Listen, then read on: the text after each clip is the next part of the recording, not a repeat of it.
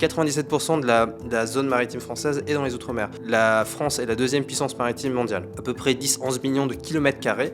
Dans ces 10-11 millions de kilomètres carrés, 5 millions, c'est la Polynésie.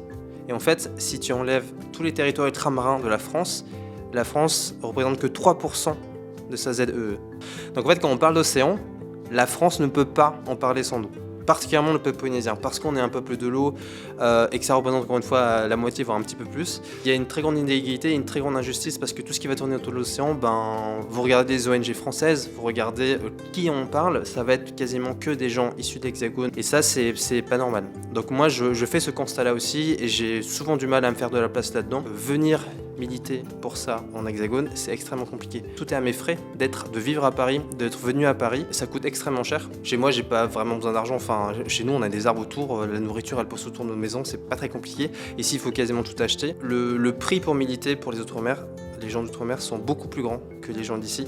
Ce qui fait qu'on va avoir très peu de militants, militantes qui vont pouvoir se consacrer à plein temps à tout ça. Et l'enjeu est tellement énorme que ça nécessite vraiment beaucoup plus de gens pour le faire. Et on est vachement freiné là-dedans.